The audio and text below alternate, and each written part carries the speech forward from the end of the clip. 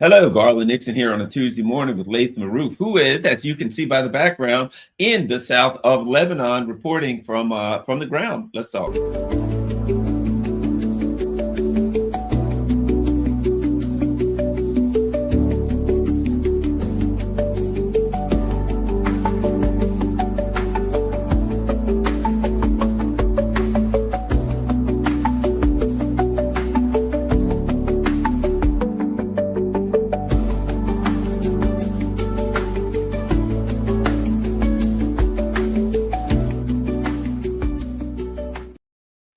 Hello, Garland Nixon here with Laith Marouf. As you can see, he's on the ground in the south of Lebanon. Before we get going, the important thing you need to know if you don't watch any more of this video is freepalestine.video. That's Laith's site where you can find all his work. You can look at that fantastic video there, all kinds of stuff going on. I mean, fantastic in that it's really good work. Of course, terrible in its war. And of course, you see there, you've got military operations, field reports, social media links, and of course, the all-important donate to freepalestine.tv link there. You can click on that. And if you can afford it, please make it monthly. You got to help fund this community television station so they can bring you live information from the war for the liberation of Palestine. Laith Marouf, as always, thank you very much for showing up. What's happening? What are you doing in the south of Lebanon? Well, good to be with you, Garland. We are in Arnoun village. This is a village, that has not seen one day of no attacks by the Zionists since the quote-unquote ceasefire. There was an attack yesterday on the village. A missile landed in a home, and fortunately the missile didn't explode, so the residents and the house survived. We were going to go and film right now there and interview a few of the locals. We were surprised, this village is almost right on the border with occupied Palestine. We were surprised that almost everybody in this village is back to their homes. And we've seen many residents refurbishing their homes, new cement walls, fixing their gardens, taking out the broken trees that were burnt down or chopped down, and planting new saplings. So the villagers and their determination, it's a clear message of the love of the Lebanese people to their land. In comparison, just the Miskaf Am colony right here, a few kilometers away from me, I can see it from where I'm sitting here. It's still 80% empty. The colonists have refused to return to their homes, even with all the enticing by the Netanyahu regime. And even with the cutting of all their housing expenses in hotels and so forth, the residents of these colonies in the north of occupied Palestine are refusing to return. Wow. When you talk to me about what's going on there and the people returning, even in the face of continuing attacks, it makes me think about Yemen. It makes me think about people who have an unshakable commitment to their land, to their history, to their heritage, to their humanity. And no matter how many times, what's the old saying that they have in martial arts, the winner is the one who gets knocked down 7 times but gets up 8. And it seems to me that that is the belief system that we're looking at. Yes, yes. I mean, I'm having a hard time hearing you. I don't know why the speaker is not working correctly on my side here. It's not your Okay. problem, I think.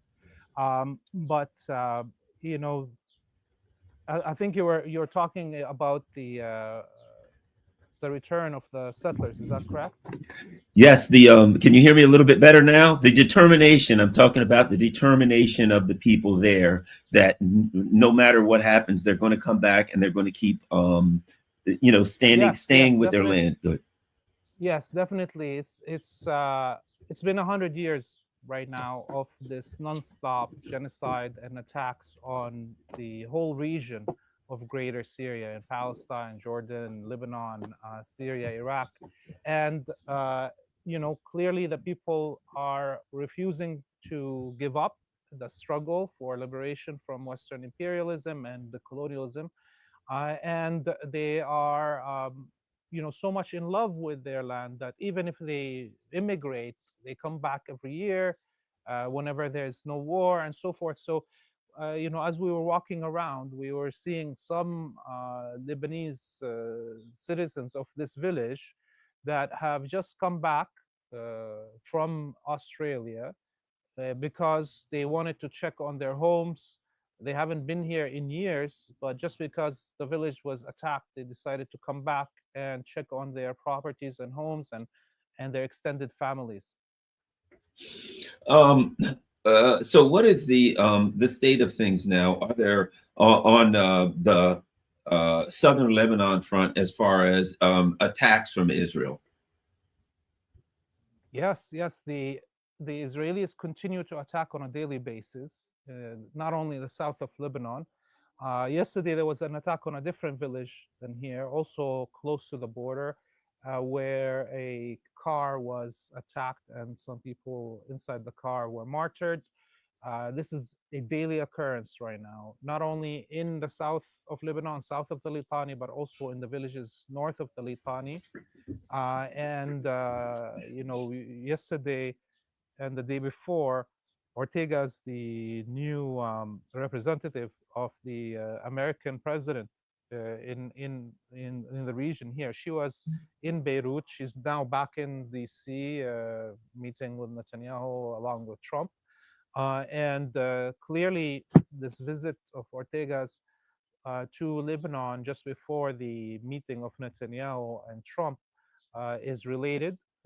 She must have discussed things with the new president and prime minister of Lebanon, and clearly they haven't gotten what they wanted, the Americans, from the new Lebanese government, which is to attempt to disarm Hezbollah. Hezbollah is not going to be disarmed. There's no way the Lebanese government is going to get into a clashes with its own citizens. So clearly, the Americans and the Israelis with them, they are back to, as we see, the full war scenarios, the threats that we hear for Iran, the attacks on Yemen, and the continued genocide in Gaza. So apparently, there's a demand from some people here might not know. There's been a demand by the U.S. empire to disarm Lebanon. Have they said that what will happen if the Lebanese government refuses? Yeah, I mean, in since the beginning of the existence of Lebanon, the Lebanese army hasn't been able to defend the country from the Zionist attacks since 1940s, early 40s, even before the creation of the Zionist colony. And every attack by the Zionists over the last 70 somewhat years has led to the formation of local resistance without the help of the Lebanese army. We had the wave of the Palestinian resistance, then the wave of the patriotic nationalist resistance, and then eventually the wave of Shia Islamic resistance, as we see with Hezbollah. But the always the problem is the same. It's not that Lebanese people don't want to have a sovereign government that controls its territory. The problem is that the Lebanese military is not allowed to purchase equipment that could defend Lebanon correctly by the Western governments. Lebanon has no air defenses, for instance. Lebanon has no air force. It has no navy. So how is it going to defend itself? And that's what entails and leads to the rise of local militias that are going to try to defend the land from the occupation or attacks. And so to presume that the Lebanese army, who can't defend Lebanon, will somehow be able to disarm the resistance in Lebanon, that's a delusion. And I don't see it ever happening. And if there was an attempt by There was some fire. I don't know what it was. Something was fired from the Israeli side right now. But if the Lebanese military is somehow manipulated by the president or prime minister of Lebanon to attack Hezbollah immediately, with no doubt there will be a mutiny within the Lebanese military, because the vast majority of soldiers there are from the south of Lebanon, are from Shia families, and that's why it's a delusion to think that Lebanese military could be used to disarm Hezbollah.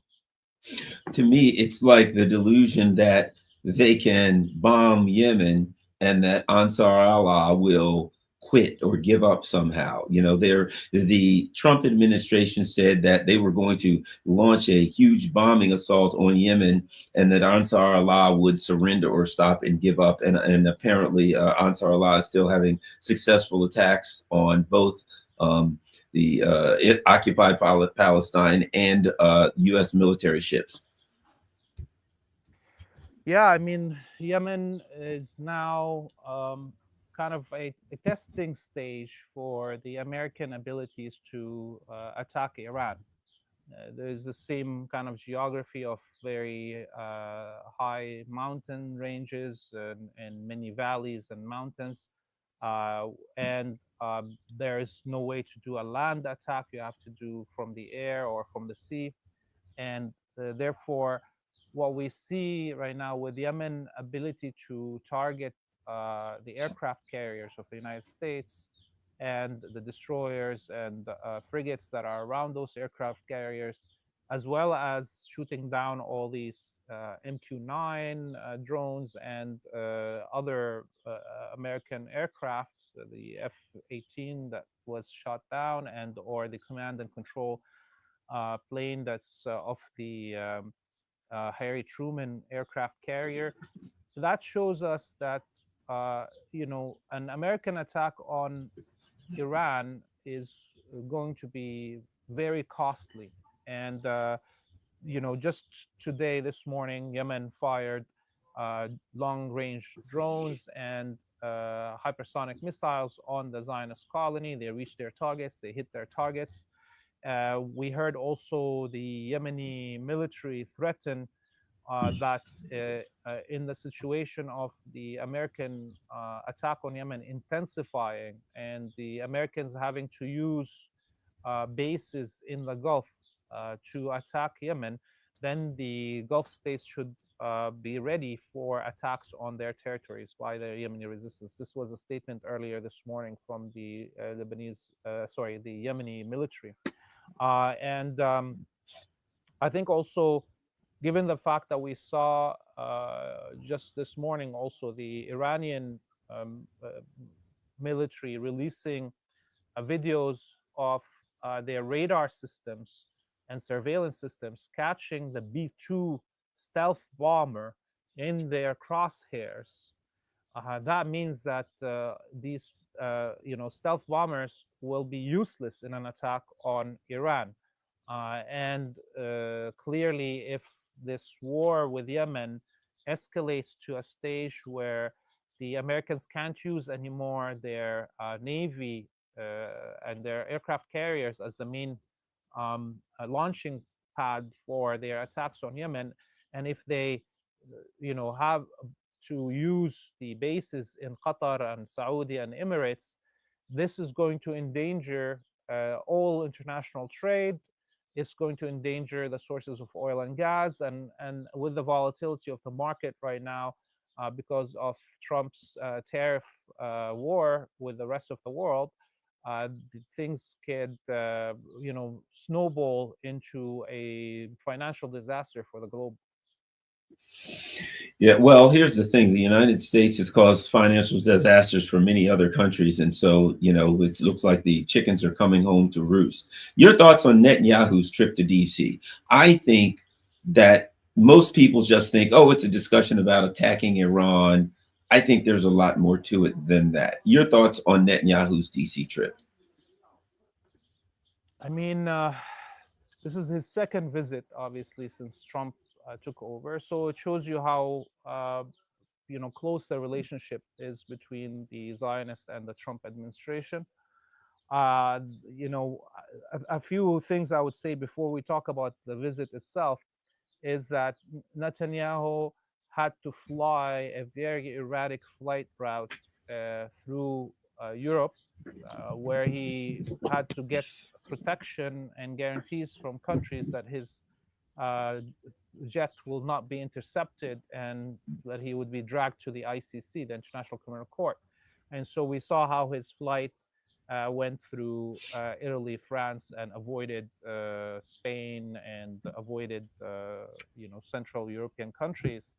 And at the same time, we saw both Hungary and the the Danish governments, both of them, saying that they will not apply the ICC to Netanyahu, and even Hungary saying that they will be withdrawing from the ICC. We've heard statements very close to that from the British government saying the ICC should never be, applied these rules to Israel. So the more we continue on this path, the clearer it is that there is no such thing as international law in existence, right? And while all these people that built their careers on human rights and international law are complaining when we would say, me and you, that there is no such thing as international law, because obviously it means they spent a lot of university time for nothing. The truth of the matter is that uh, right now we are in this limbo situation, just like the situation after World War One, between World War One and World War Two, where some of the most powerful nations on the planet, like the United States, the UK, others, are refusing the application of international law and on Palestine, on Israel, and that means that, and there's nobody that's able to enforce it on them. Therefore, these laws don't exist in reality, and so it is the law of the jungle right now. Okay, so that's on the path of getting to Washington for Netanyahu. Well, when he got to there, that whole press conference between him and Trump, I think, was mind blowing. To hear Trump talk about Syria and saying he had a call with Erdogan and told Erdogan that he achieved in the occupation of Syria that nobody has achieved in 2,000 years. That's true. It's a violent. I mean, he's exaggerating with the number of the years, but there hasn't been any foreign occupation of Damascus specifically that wasn't that the people of Damascus wanted it, since the rise of Islam. So the fall of Damascus is very significant. I know most people in the West can't imagine, can't comprehend what's the importance of Syria and Damascus. But for Arabs, for Muslims, they know this is the original capital of the Arabic people. This is the original capital of the Muslim empires. And its fall to the hands of the enemies of the Arabic and Muslim people is a very serious thing here. The other thing that he said there that was very telling, Trump, about the call with Erdogan, is that he said to him that he should be sharing Syria with Israel. So, this is the truth. Right now, Syria is occupied by Turkey, the United States, and Israel. And they are kind of having a squabble around it over who's going to, have the biggest part of the loot of Syria. I did. I mean, to ask you, one of the things that has happened in the U.S. is Turkey is not being reported on. What has happened with the arrest of the mayor, with the protests, and that's just disappeared from the news. But what's going on in Turkey? Yeah, I mean, the protests are still ongoing, by the way, in Turkey.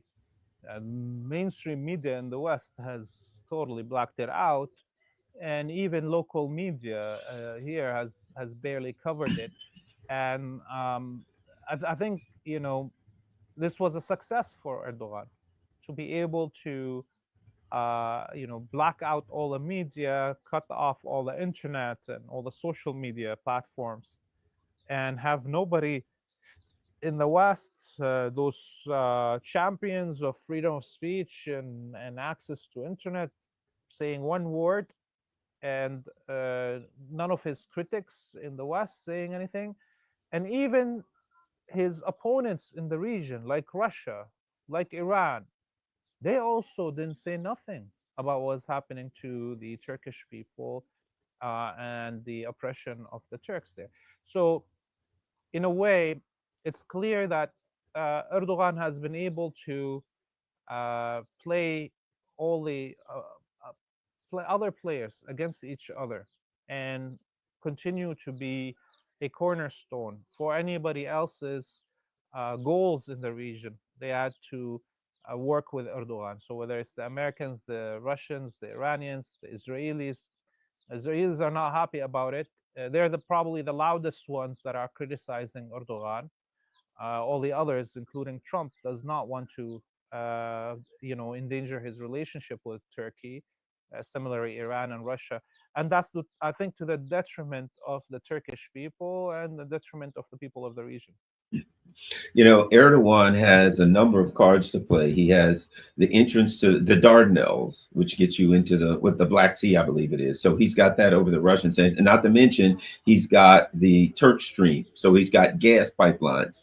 He's in NATO, so he has that over the Americans back. So he very artfully plays his hand at this point. But you get the feeling that if he continues internally, Turkey will become more and more unstable. Yeah, I mean, the internal issues of Turkey, the divisions between the Alawis and the Sunnis and the Kurds and Armenians versus the Turks, uh, these issues have not never been solved. It's now, these wounds are festering inside Turkey, and if any of these anything can trigger them at any moment. But as we know, as long as you don't have support from outside to do a create a movement, it's hard to do so. And as we see, the Russians, the Americans, the Iranians, none of them want to play this game of internal politics in Turkey. Number one, because they're all neighbors, so Turkey could be playing this game also in their own territories. And Russia wants to they keep on trying to draw Turkey away from NATO, but that's also an impossibility. While at the same time giving Turkey advantages.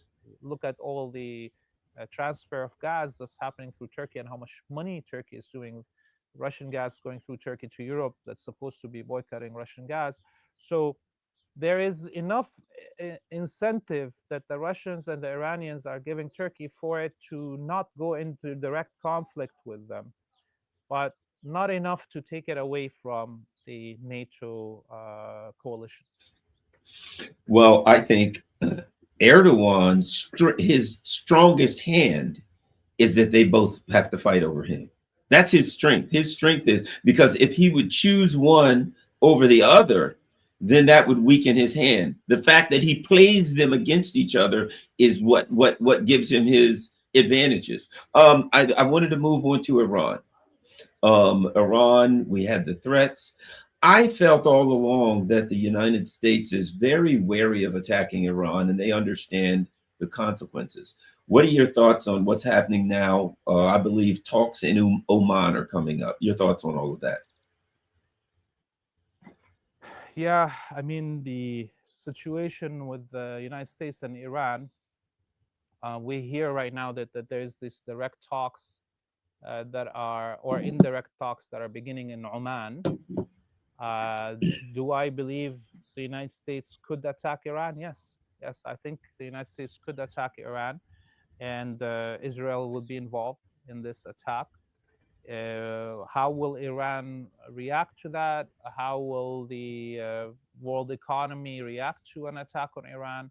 Where will this war end? How it will it end? those I think are questions that none of us can really answer.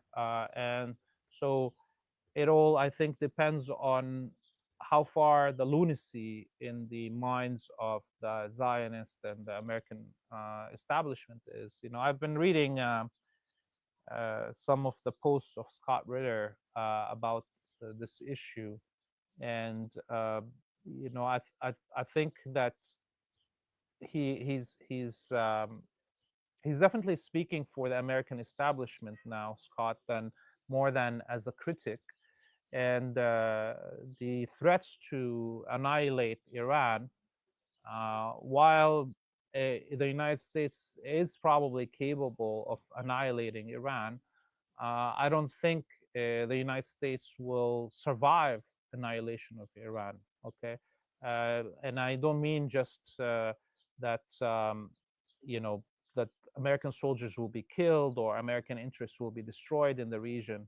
I'm saying that there will be an international blockade, okay, an isolation of the United States if it dares to use nuclear weapons in Iran, and this is the same for Israel. And I think we are also, you know, a few minutes ago I spoke about international law and the fact it doesn't exist.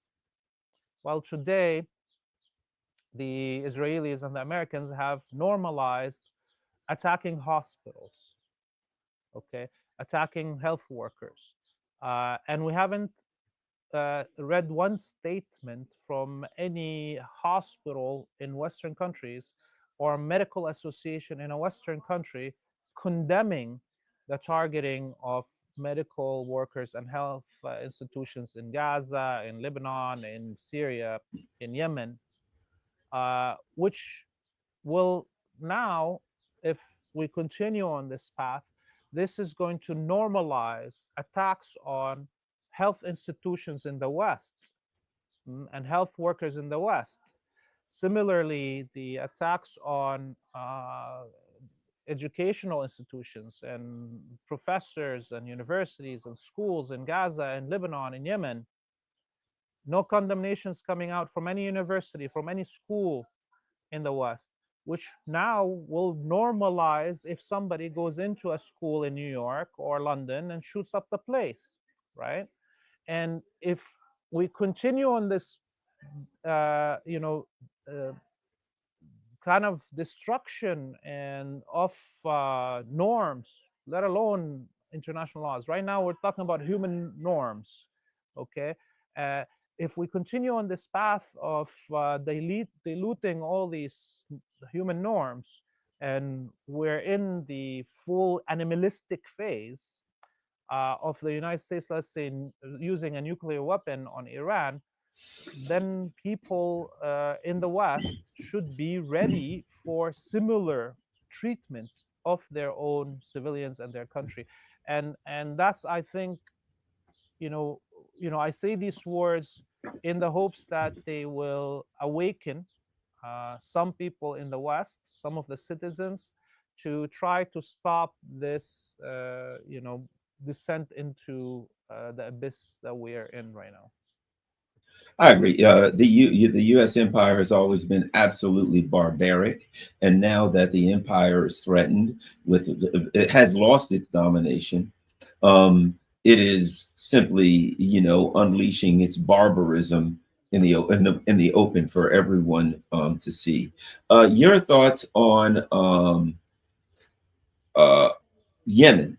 One of the things we've talked about for a while, people are starting to say, if the U.S. can't defeat Yemen, what is it? Why are they thinking about fighting Iran? Yemen has exposed the extreme weakness of the U.S. Navy and now that what would be formerly known as weaker powers understand the strategies and tactics necessary to take on the empire.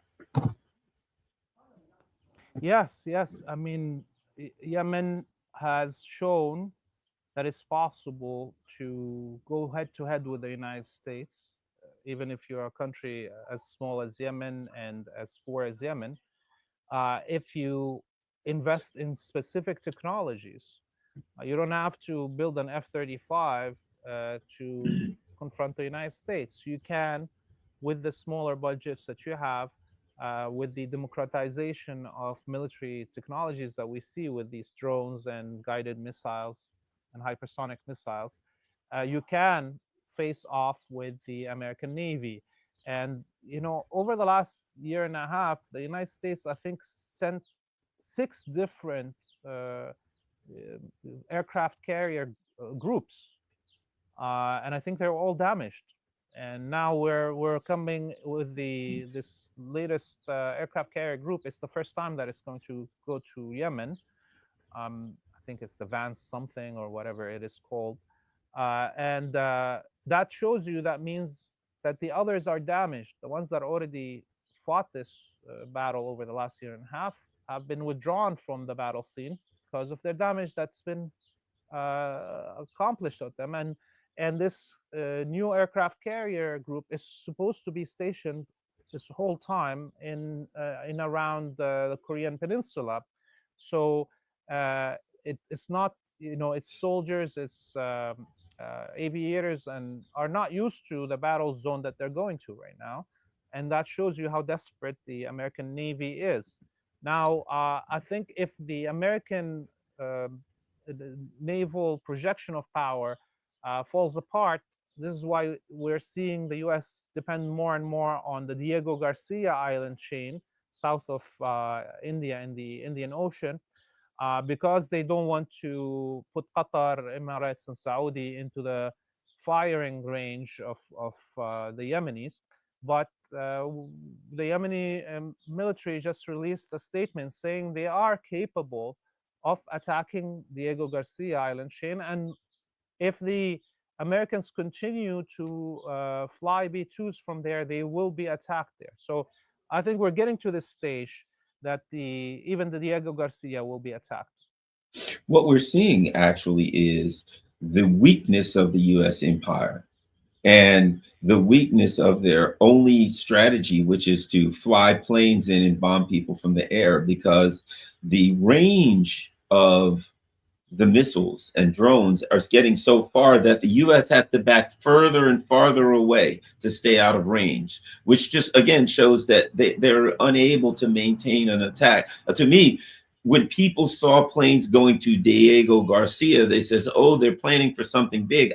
Part of it is they have to get farther and farther away because they can be struck and really destroyed if they're close enough, even to Yemen, much less Iran. Oh yes, oh yes, and the Israelis and the Europeans tell us that Iranian missiles can hit London. So clearly, Iran can hit Diego Garcia.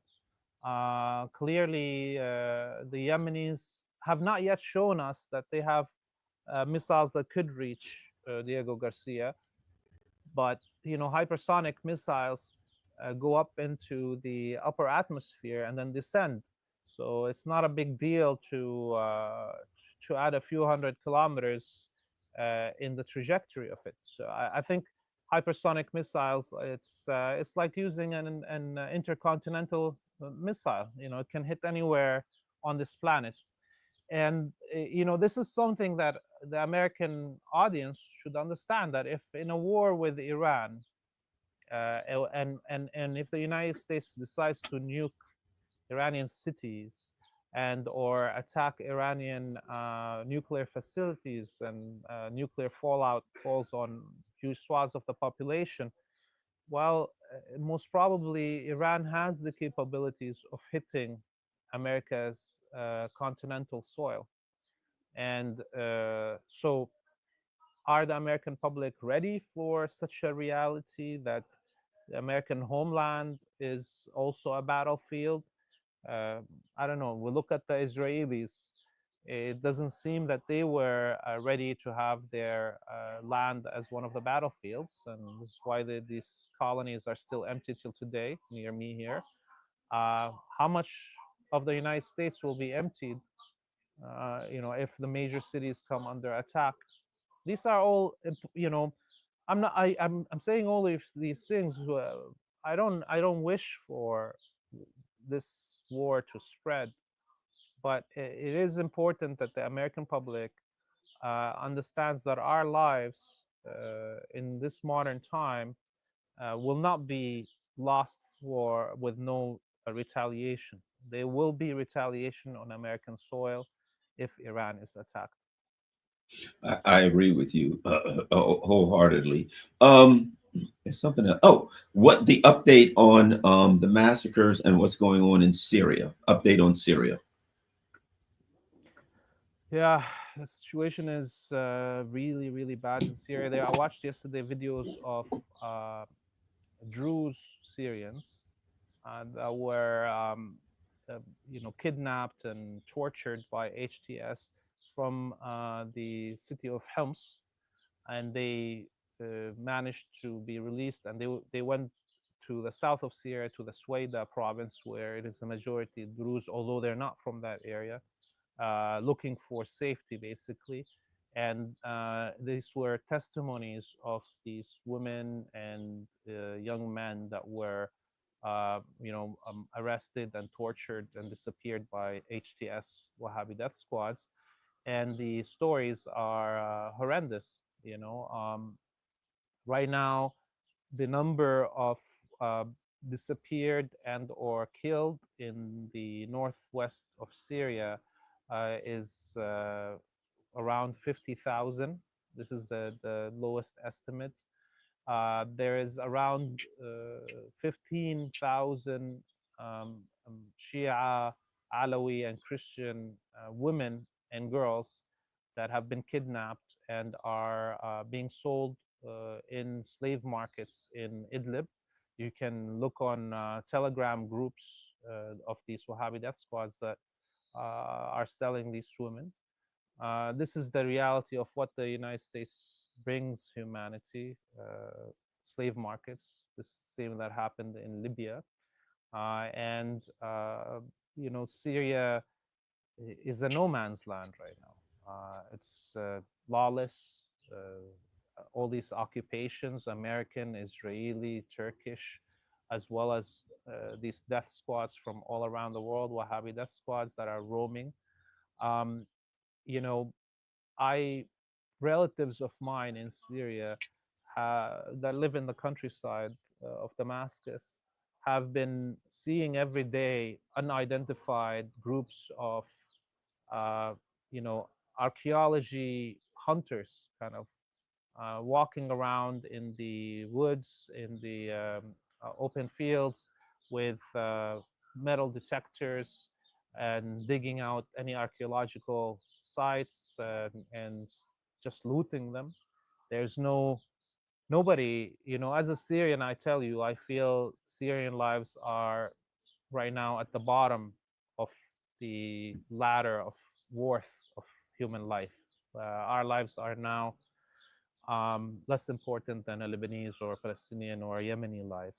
And it hurts, you know, my heart to know that people used to care about Iraqi archaeological sites. Today, nobody's talking about Syria's archaeological sites. This is the birthplace of written language. This is the birthplace of civilization in general. Nobody cares what's happening to the sites of Palmyra, of Ugarit, of forget even the archaeological sites. Forget all the Muslim lives and anybody that's been killed. I mean, a lot of people in the U.S. call themselves Christian, and I'm sure those who call themselves Christian love our prophet John the Baptist. And the first Christians smuggled the head of John the Baptist from Herod and buried it in Damascus. And it's buried in the heart of the Umayyad Mosque in Damascus. There's a shrine for the head of John the Baptist, who's called Prophet Yahya for the Muslims.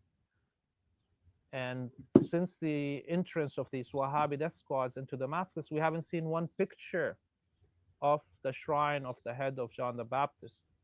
Have we heard one Christian in the world?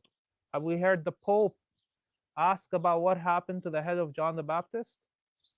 This is how convoluted I think the situation is, how irregular the situation is in Syria, that to the point where not one Christian opened their mouth on this planet asking what happened to the head of John the Baptist in the Umayyad mosque.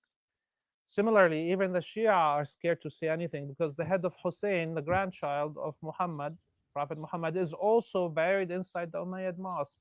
Did these Wahhabi death squads rip it out? What is happening? Nobody cares. Nobody cares about the Syrian people. And the speech of Trump about his conversation with Erdogan shows you exactly how worthless our lives are and our land and our country is to the West. Yeah, it's a very very difficult time right now, and we don't know where things are going. Let me ask you this: speaking of things that are really causing great turmoil, your thoughts on these Trump tariffs that appear to be having devastating effects on the international economic scene? And my argument is that's what they're intended to do. Yeah, yeah, it's clear that these Wahhabi death squads, their number one job is to destroy whole nations, to fragment them, make them easier to be occupied, and to erase the history and tradition of these countries. By the way, my battery is dying here. It says 30 Okay. seconds. It's gonna cut off. I'm really sorry. No problem. Uh, Well, thank you very much. Certainly appreciate it. And when you cut off, I'll just remind everyone to go to um, freepalestine.video. So thank you very much, Laith Marouf. I all right, certainly thank you. appreciate it. And we'll get Talk back to you with you soon. soon. Okay, bye. All right, everyone. And of course, Laith is running out of, let me find, for goodness sake, somewhere around here is Free Palestine. I want to remind everyone the importance of going to Laith site. That's freepalestine.video. Freepalestine.video is the site. And you can go there. You notice all this, his latest episodes, all their work is done, lots of video. And of course, most importantly, donate to freepalestine.tv. You can donate a single donations, but it would be great even if you can only do 5, 10, 15 bucks a month. If you can do a monthly donation for freepalestine.video, that would be outstanding, and that would be a great help for the cause. So, I'll just say this. I'll end up by saying this. We're going to have Margaret Kimberly come on in about 10:15. But I think the important thing to understand here is that while we can't by our own hand change things, what we can do is we can share this information. We can share freepalestine.video. We can share these kinds of videos. You'll probably see, Laith and other people, Dimitri Lascaris and a number of other people who are out there talking about what's happening in the Middle East. You can share all the videos because, what we have to do is we have to educate people about what's happening there. We have to help people get accurate knowledge about what's going on there so they can get past all of the propaganda. And I think that's important. People constantly say, oh, there's nothing I can do. Oh my gosh, I give up. Oh, there's no hope. Nothing will ever work. Yeah, well, I'm not saying anything will or won't work, but I'm saying it won't work if you don't do anything. And in the end, you have to be a person that resists the monstrous empire that is, unleashing its wrath on the earth. It's a dying and declining empire that's furious, that's desperate, and that it's just flailing in all directions.